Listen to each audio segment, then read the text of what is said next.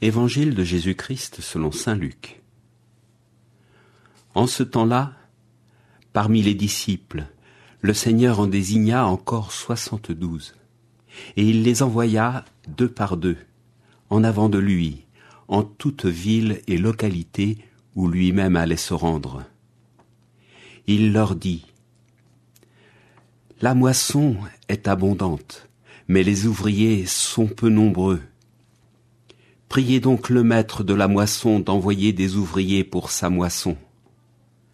Allez, voici que je vous envoie comme des agneaux au milieu des loups. Ne portez ni bourse, ni sac, ni sandales, et ne saluez personne en chemin.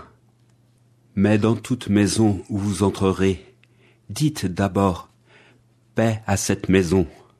S'il y a là un ami de la paix, votre paix ira reposer sur lui, sinon elle reviendra sur vous. Restez dans cette maison, mangeant et buvant ce que l'on vous sert, car l'ouvrier mérite son salaire. Ne passez pas de maison en maison. Dans toute ville où vous entrerez et où vous serez accueillis, mangez ce qui vous est présenté. Guérissez les malades qui s'y trouvent, et dites-leur : le règne de Dieu s'est approché de vous. Bonjour à toutes et à tous. Avec l'envoi par Jésus des 72 disciples, raconté par l'évangéliste Luc, nous sommes ramenés au tout début de l'Église.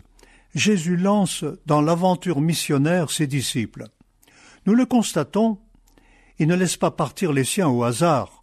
Soucieux de l'efficacité et de l'authenticité de sa mission, il leur adresse des recommandations qui restent actuelles, même si certains détails, comme l'équipement et les sandales, s'entendent dans le contexte de la culture et des manières de vivre dans la Palestine de l'époque. Retenons du moins ceci. Jésus envoie 72 disciples en avant de lui. On pensait à cette époque que 72 était le nombre des nations sur la terre.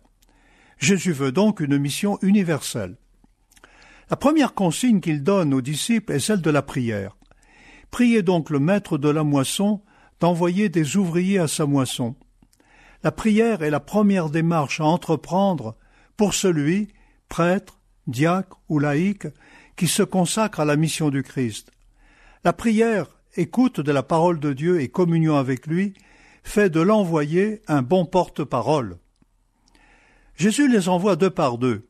Ce n'est pas un détail secondaire.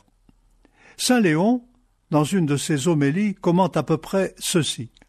Le Seigneur les envoie 2 par 2 pour qu'en enseignant la charité, ils puissent d'abord la pratiquer.